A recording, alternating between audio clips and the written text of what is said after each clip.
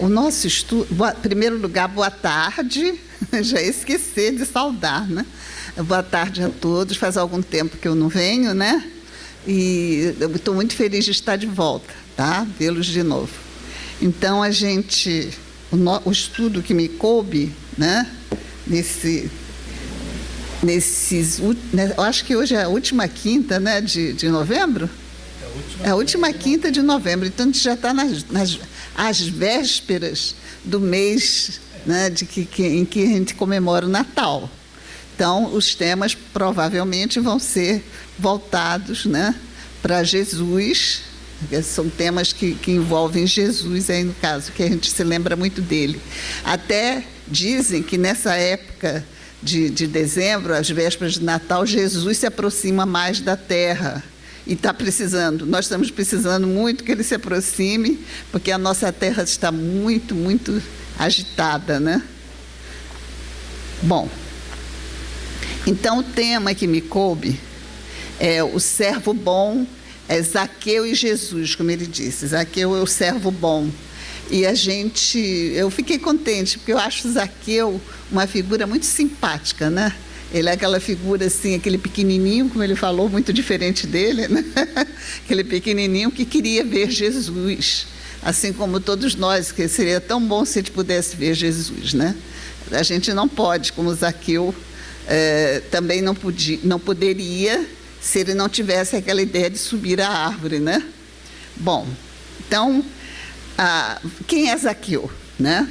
Nós estamos falando de Zaqueu, eu sei que todo mundo sabe, mas eu vou dizer, porque é didático, né?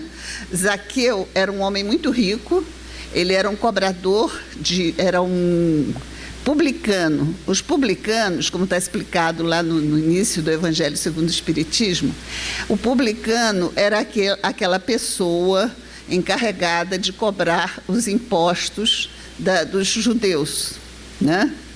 Só que ele cobrava esses impostos e cobrava além até do que se deveria, porque parte desse dinheiro ficava para ele e a outra parte ele passava para os romanos, né?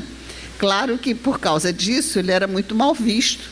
Os seus companheiros, seus compatriotas não gostavam dele, assim como não gostavam também de Levi Mateus, né? Que também foi um publicano. Bom, agora, nessa página, ele começa, assim, mostrando um grupo de discípulos de Jesus, os apóstolos, conversando entre si e falando sobre esse tema, né? Entre esses, nós temos aqui o Filipe, né? O Filipe que está se colocando, né? Eles estão refletindo e conversando sobre a questão da riqueza, da pobreza. E eles tinham um entendimento muito, muito errado do ensino de Jesus. Eles achavam que Jesus condenava os ricos, né? E eles também achavam que deviam condenar os ricos. O Filipe, por exemplo, ele achava que as pessoas, para servir Jesus, não deveria ter mais que uma camisa. Então, eu, para servir Jesus, não posso ter mais que uma camisa. Eu tenho que ser simples, né? Eu não sei como é que ele resolvia a questão da limpeza, né? Uma camisa só. Mas, e tinha que tudo que tivesse, que lhe caísse às mãos, ele tinha que dividir com todos. Hoje em dia diriam que ele era meio comunista, né? Querer dividir os seus bens com os necessitados, mas ele restringe todos aqui aos necessitados. A gente sabe que naquela época, né, em que os romanos estiveram dominando aquela região toda, né, da Judéia, as pessoas eram muito pobres, em geral. Poucos eram ricos e privilegiados. Entre eles estavam esses publicanos, né? Aí eles conversando entre eles diziam assim, não, mas há pessoas que são ricas e se fingem de pobres para não ter que pagar os impostos, né? E isso deveria acontecer mesmo. Para não ter que tirar do seu para dar para os romanos, a pessoa passava por pobre, né? Ou então se passava até por mendigos, né? Como ele diz assim, para não ter que pagar a dívida dos impostos. O Simão Pedro participava dessa conversação e ele critica, que ele diz que na hora de você ter, de você ganhar alguma coisa, de ter alguma coisa, que Deus vai nos inspirar para que a gente saiba como usar aquilo que a gente ganha. Isso era em que ele acreditava, né? E que Deus também nos inspirará para que a gente saiba fazer o bem com aquilo que a gente tem. Quer dizer, ele até falou de maneira equilibrada, né? Nós não devemos nunca abandonar os desamparados, diz ele. Está aqui, servo bom. Ele diz assim, olha, tudo isso é verdade. Entretanto, Deus nos inspirará sempre nos momentos oportunos e não é por essa razão que deveremos abandonar os realmente desamparados. Então, Pedro convidava os seus companheiros a estar sempre preocupados em atender os desamparados, porque isso era que Jesus ensinava a eles, né? Pois bem, o Levi Mateus, que foi um antigo publicano, como eu havia dito a vocês, o Levi diz o seguinte, ele diz que precisamos identificar os falsos mendigos para não viciá-los. Então, quando eu li essa parte, diz assim, olha, Levi diz que precisamos identificar os falsos mendigos para não viciá-los o sentimento de piedade. Precisamos ter vigilância. Então, a gente pensa até nos dias de hoje na casa espírita, que a gente recebe muitas vezes pessoas que vêm pedir coisas. E às vezes são pessoas assim, muito criativas, porque elas criam uma história, né, para despertar a pena, a piedade. Vem, conta que meu filho morreu, meu filho está com fome, minha mulher está com câncer. Então, cada um conta uma história mais dramática ainda que o outro. E a gente lembra que muitas vezes aconteceu assim, por exemplo, lá na nossa casa espírita, quando chega alguém pedindo dinheiro, a gente nunca dá o dinheiro. A gente oferece uma cesta básica, alguma coisa assim, e a pessoa geralmente não aceita. Eu me lembro que uma vez um senhor foi lá, pediu, aí o Vanderlei e um outro companheiro convidou que ele entrasse, era reunião pública, que ele sentasse, que depois da reunião eles iriam fazer uma cesta básica para dar a ele. Aí ele ficou lá, com a cara amarrada, chateado, mas teve que assistir à reunião. Quando acabou a reunião, que o Vanderlei e o Valmir foram organizar assim, a sacola, né, para dar para ele, ele virou e disse assim, mas como é que eu vou fazer, que eu vou cozinhar essas comidas? Como é que eu vou fazer isso? O senhor usa, bota no fogão, cozinha. Mas eu não tenho gás, eu estou sem gás. Estou sem aquele gás de botijão, né? Eu não tenho gás. Eu disse, não, mas o senhor vai se arranjar, o senhor vai conseguir isso, o senhor vai... Aí ele não quis, não levou, se virou. Me fizeram ficar aqui assistindo essa conversa e tudo, e não me dão nada, né? Porque, na verdade, o que ele queria era o dinheiro. O interesse é esse. E a gente não sabe para qual é o objetivo, para que eles vão usar esse dinheiro, né? Então, seria uma responsabilidade muito grande nossa se a gente passasse dinheiro às mãos dessas pessoas que depois vão usar comprando drogas ou fazendo coisas que não deveriam, né? Esse não é a caridade verdadeira, né? De outra vez, também o outro pediu porque queria uma passagem para ir para não sei aonde, não sei, para Minas, não sei para onde, porque estava com câncer, queria ir para junto da família, não sei o quê. Tá bom. Aí o Vanderlei e o outro companheiro foram até comprar a passagem, disseram, olha, tal hora você esteja na rodoviária, que a gente vai dar passagem para você. Não apareceram, né? Não apareceu, né, Vanderlei? Não apareceu. Teve uma vez até que alguém tinha dito para ele, e se o senhor dá passagem para ele, eles vão até subúrbio, chega lá na saída da cidade, eles pedem para saltar do ônibus, né? Porque não é isso que eles querem. Na verdade, eles não querem isso. Então, a gente precisa ter esse cuidado no atendimento a essas pessoas. Em todo esse tempo, em todos esses anos, só houve um caso em que realmente a pessoa fez o que tinha dito que ia fazer, que foi lá em Brasília. Um senhor desesperado chegou lá pedindo ajuda na FEB, né? E aí o Vanderlei disse assim, tá bom, então eu marco com você na rodoviária lá e vou te botar no ônibus. E ele foi. E a gente botou ele no ônibus e ele foi, ele queria ir para Goiânia, né? Então, isso às vezes é um caso assim raríssimo, acontece. E aqui a casa deve receber muita gente aqui pedindo também, né? Pedindo comida, pedindo dinheiro. Geralmente, em geral, a gente sabe que a gente está numa época de fome, de desemprego, de dificuldades, mas a gente precisa ter muito cuidado de como lidar com essas coisas, né? Bom,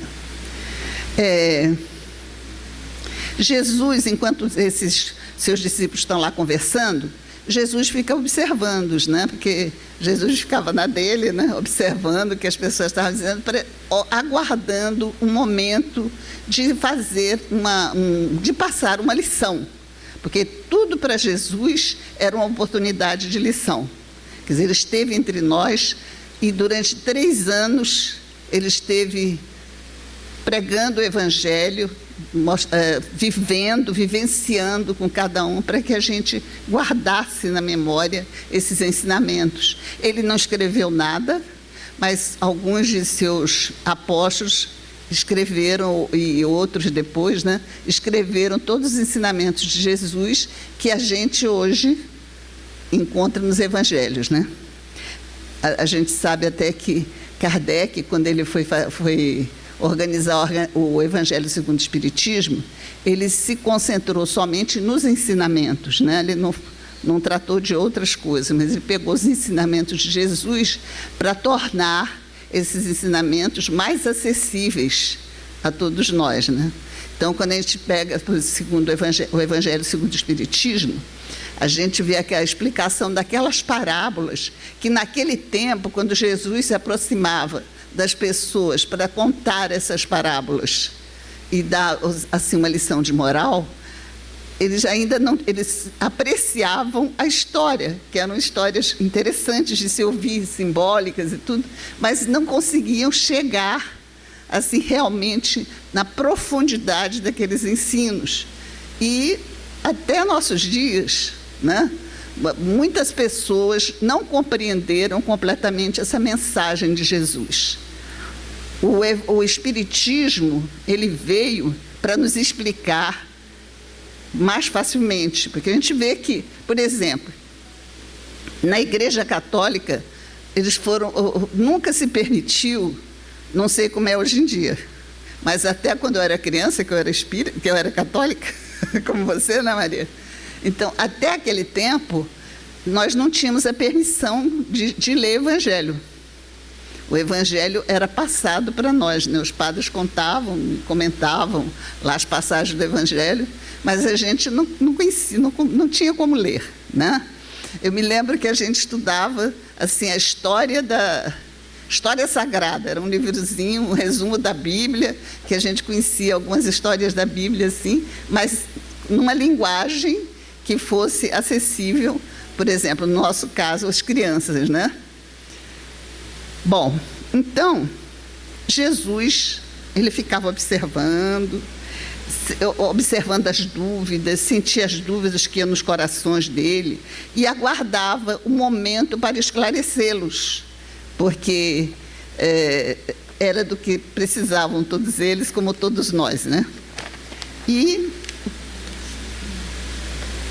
na última visita que Jesus fez a Jericó, antes que ele sofresse aquele suplício, quando ele foi para Jerusalém e foi recebido com aquela festa, né, que eles chamam Domingo de Ramos, né, aquela festa toda, para depois ser levado à cruz mais tarde, né? Ele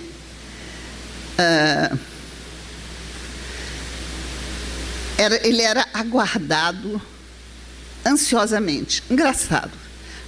Uma coisa que desde muito pequena, eu não sei se tem pessoa aqui do meu tempo, tem algumas pessoas que são do meu tempo.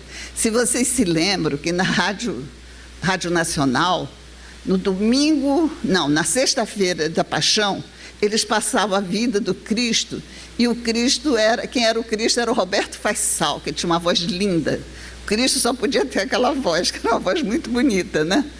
E eles iam contando aquela história toda para a gente, e a gente ia ouvindo aquilo com muita emoção, né? E ele diz aqui, né, que as pessoas estavam lá aguardando ansiosamente para ouvir as palavras de Jesus.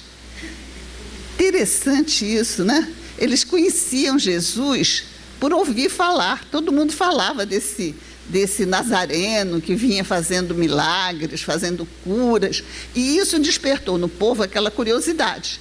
Então eles estavam ansiosos. Quando é que esse Nazareno vai chegar aqui? Todo mundo queria ver, queria fazer sua homenagem a Jesus, e nós provavelmente estaríamos lá.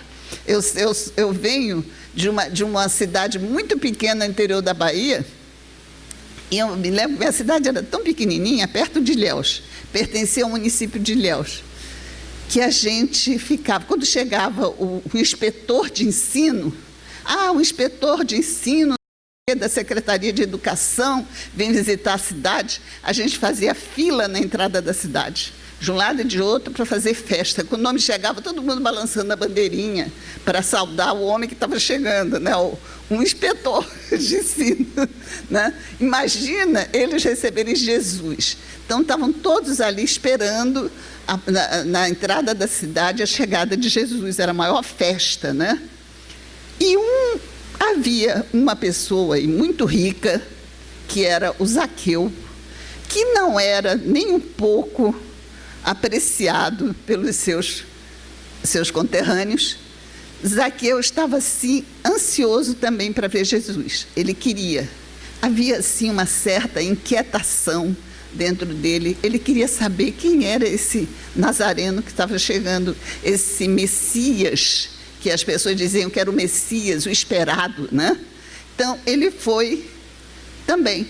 Mas o que acontece, que o Zaqueu, que não era tão alto quanto o nosso irmão, era bem baixinho, o que é que aconteceu? Com todo mundo mais alto que ele na frente, ele não conseguia ver. Aquele movimento todo. Aí, o que ele fez? Ele subiu numa árvore, um sicômoro, que eu nem sei como é que é essa árvore. Vocês conhecem o sicômoro? Eu não sei, você conhece? Ele subiu nesse sicômoro, deve ser uma árvore lá da terra deles, e ficou lá para ver Jesus chegar. E Jesus veio chegando, né, com os seus discípulos, foi entrando na cidade, tranquilo, saudando a um, saudando a outro, tranquilamente, né? E o Zaqueu lá, quietinho, para ver Jesus, ansioso. E, de repente, Jesus para e se dirige a ele, né? Se volta para ele e pede para ele descer da árvore. Zaqueu, desça da árvore. Hoje mesmo eu vou te visitar na sua casa. É preciso que você me receba na sua casa. Agora, vocês lembram que eu contei no começo a conversa dos discípulos? Que eles estavam falando sobre os ricos, que os ricos devem ser desprezados e tudo, né? Então, os discípulos ficaram de boca aberta. Como? Jesus se dirigindo assim a um publicano, que todo mundo conhecia o publicano, né? Se dirigindo a um homem rico, né? Vai dizer que vai à casa dele, e os pobres, e os necessitados, Jesus não ia visitá-los, né? Ia, ao invés, à casa desse homem, que era um cobrador de impostos. Jesus foi à casa de Zaqueu, disse que ia e foi, né? Aí deixa eu ver minhas anotações para contar tudinho. Aí, os apóstolos, escandalizados, mas tiveram que acompanhar Jesus, né? E Zaqueu ficou muito, muito, muito feliz com aquele convite. Foi correndo, mandou preparar tudo na casa dele para receber Jesus, e estava assim numa felicidade só. Vocês imaginaram Jesus chegando dizendo: eu vou, Vanderlei, vou lá à sua casa hoje jantar com vocês. Eu ia caprichar na cozinha, gente, ia fazer melhor do que eu faço. Então, foi aquela alegria enorme de Zaqueu e seus familiares. Queria que Jesus conhecesse seus filhos. Aí o que ele fez? Ele mandou distribuir alimento para o povo que estava ali ao redor, né?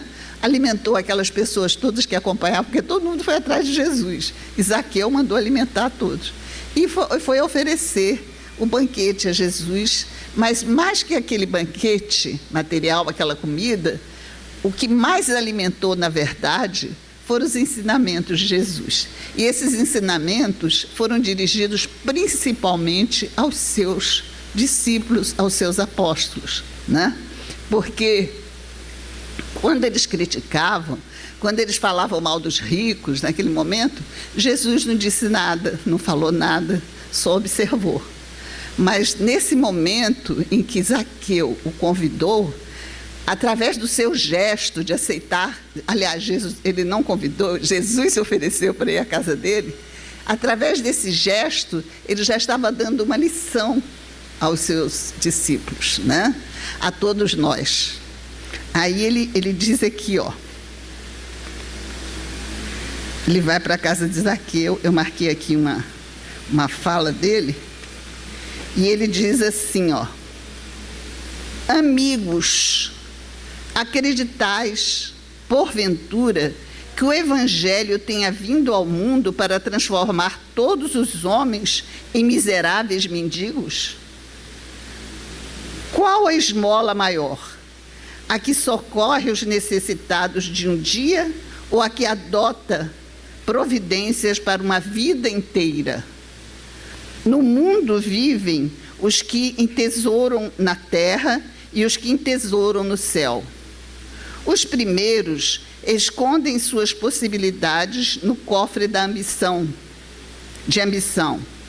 e do egoísmo, e por vezes atiram moedas douradas ao faminto que passa, procurando livrar-se da sua presença. Os segundos ligam suas existências a vidas numerosas, fazendo de seus servos e dos auxiliares de esforços a continuação de sua própria família. Estes últimos sabem empregar o sagrado depósito de Deus e não são seus mordomos fiéis à face do mundo. Não, desculpe, e são seus mordomos fiéis à face do mundo. Então, Jesus aqui está mostrando, né, dois tipos de pessoas, né, que ele fala aqui, né, que, primeiro, o Evangelho não veio para transformar os homens em miseráveis mendigos. Ou seja, a mensagem do Evangelho não é só para os pobres, ela é para todos, para todas as pessoas, sejam elas ricas, pobres, a mensagem veio para todos. Todos nós temos que receber essa mensagem, temos que meditar sobre ela e, principalmente, fazer um esforço muito grande para vivê-la em nossas vidas. Então, Jesus veio para isso. E quando ele resolveu ir à casa de Zaqueu, que era um homem mal visto, porque cobrava impostos dos seus conterrâneos, quando ele foi à casa de Zaqueu, em que ninguém poderia supor na vida que alguém assim, que apreciasse o judaísmo, que apreciasse sua pátria, tudo, aceitasse ir à casa de um publicano, né, que explorava seus próprios irmãos, ele estava mostrando que esses também merecem a presença de Jesus, e mais que merecer, necessitam muito mais dessa presença. Então ele foi à casa de Zaqueu, ele levou a Zaqueu a mensagem, né? E mais que tudo, né? Mais que tudo, ele levou, sensibilizou aquele coração, porque nesse momento Zaqueu compreendeu, né, qual seria o seu papel, sendo uma pessoa rica, o que ele poderia fazer. E ele se dispôs a dar metade de sua fortuna para os pobres, dividir entre as pessoas, né? Ele se dispôs a cuidar daqueles que necessitassem. Foi um despertamento para Zaqueu. Ele não era uma pessoa má, né? Ele era ambicioso, ele queria ser rico, né? Ele teve a oportunidade de ser rico dessa maneira e aproveitou. Então, Jesus deu a ele essa oportunidade, né? E os discípulos ouviram aquele, como ele diz aqui, e ficaram envergonhados. Ficaram envergonhados daquela conversa, daquelas opiniões que ele tinha. E quiseram se justificar com Jesus, né? Eles disseram: Senhor, eu não compreendo bem, porque trazia o meu pensamento fixado nos pobres, que a vossa bondade nos ensinou a amar, né? Então, ele se justificou dessa maneira. Jesus ensinou-os a amar os pobres, porque Jesus sempre estava lá entre o povo, né? Dificilmente a gente sabe de algumas pessoas mais instruídas e mais ricas que iam em busca de Jesus, mas o que a gente vê em geral é ele pregando entre as pessoas pobres da sua região.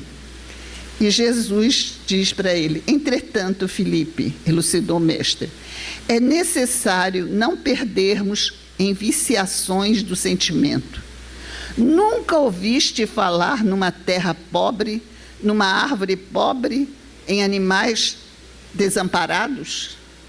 E, acima de tudo, nesses quadros da natureza, gente, a minha vista não está muito boa, nesses quadros da natureza, e que Zaqueu procura atender,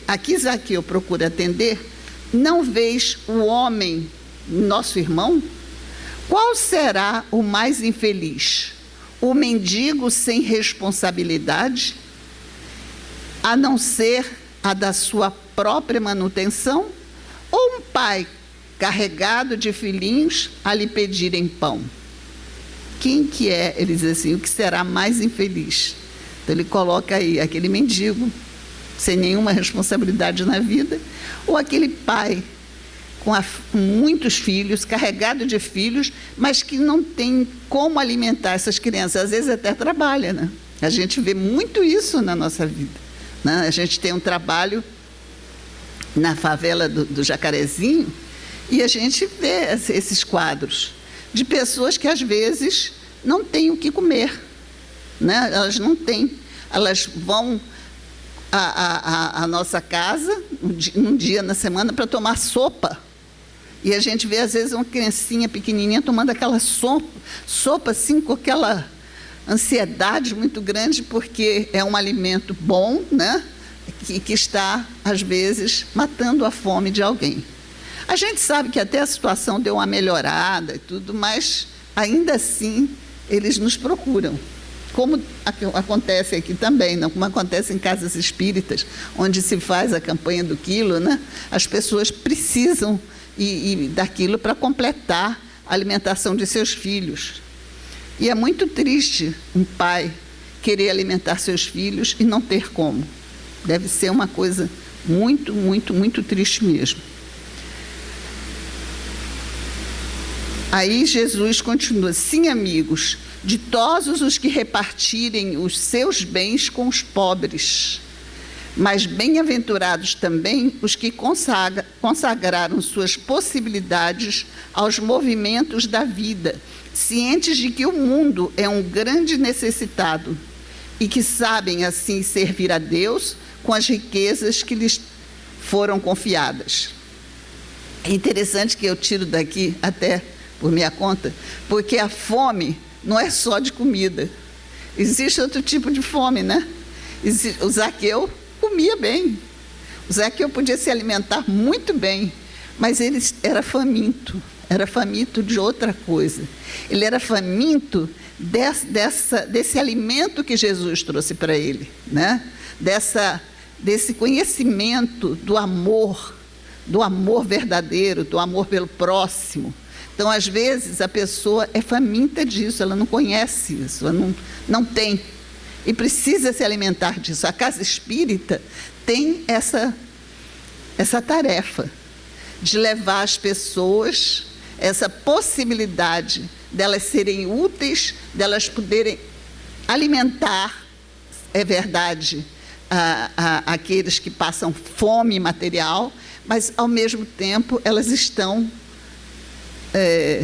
vencendo a sua própria fome, a fome do bem, né? De fazer alguma coisa boa, de servir, que eu acho que todos nós devemos ter, né? Então, aquilo para Zaqueu foi uma vitória muito grande, foi um momento de transformação, né? E a gente diz, né, no caso, o Espiritismo diz que a gente reconhece o verdadeiro espírita pela sua transformação moral e pelos esforços que empreende. No caso do Zaqueu aqui, a gente vai dizer que é o cristão, né? O Zaqueu, nesse momento, ele se transformou num verdadeiro cristão, porque ele se transformou completamente, ele se deu conta da sua condição, o autoconhecimento, né? Ele viu o que ele, até aquele momento, ele estava vivendo de maneira muito egoística, pensando em enriquecer, encher seus cofres, né? E, naquele momento que ele percebe isso, ele já decide transformar a sua vida e para uma coisa melhor, para servir, né? A gente tem certeza, a gente não sabe o que aconteceu com Zaqueu depois, que a partir daquele dia a sua vida não foi mais a mesma, porque eu acho que todos aqueles que estiveram com Jesus, a partir do momento que se encontraram com Jesus, sua vida se transforma, como aconteceu com todos nós. Tem uns aqui que já nasceram espíritas, a gente até brinca que a pessoa entrou para o espiritismo pela dor do parto, né? Então, a gente fala isso dos nossos filhos, ele entrou para o espiritismo pela dor do parto, já nasceu num lar espírita, já tem essa oportunidade. Mas tem outras pessoas que chegaram ao espiritismo levados pela dor mesmo, foi a dor, a necessidade de resposta, né? de um alimento que lhe preenchesse o coração, as ânsias e tudo. A gente entra no espiritismo, às vezes, nessa busca. A gente encontra. E no momento que a gente recebe isso, é o momento em que a gente começa a gente precisa começar também a servir, a ajudar. Desde que você conhece o espiritismo, desde que você estuda o espiritismo, você não pode ser mais a mesma pessoa. Você precisa se transformar. Você precisa servir, ajudar, assim como o nosso amigo, o nosso exemplo aqui, que é Zaqueu, né? Zaqueu era triste, embora muito rico, conheceu Jesus, se transformou num homem feliz, porque ele aprendeu a servir. Ele aprendeu a doar de si, né? Eu não sei quanto tempo me falta. Eu vou já começar a encerrar, porque eu já falei muito. Eu estou muito contente de estar aqui. Eu fico muito agradecida a você, querida, que me deu esse tema, né? Para a gente trazer aqui. E por ser e por nós estarmos nos aproximando do mês de dezembro, que é um mês que vai nos lembrar muito de Jesus. Embora a gente tenha que lembrar dele sempre em nossas vidas, mas dezembro nos aproxima mais dele. E a gente fica feliz de poder ter tido essa oportunidade de estudar um pouco sobre essa figura, que a gente já conhecia, a gente já tinha lido, tudo, mas parei um pouco para pensar mais sobre ele. E eu fiquei muito tocada, porque Zaqueu realmente é um personagem, uma pessoa, né? Ele é um espírito que não sei onde estará, por onde andará, mas que contribuiu muito para o nosso aprendizado, através do seu exemplo, do seu esforço de transformação ao encontrar Jesus. Nós encontramos Jesus no momento em que entramos para o Espiritismo, né? Então, cabe a nós também essa transformação, que essa transformação seja completa. Eu agradeço muito a todos vocês. Aliás, eu estive lendo sobre Fabiano, eu ganhei um livrinho aqui sobre o Fabiano, eu li Uma Vida Maravilhosa, tá? Então, eu estou muito agradecida a todos vocês, ao Fabiano, né, por me dar essa oportunidade. Graças a Deus.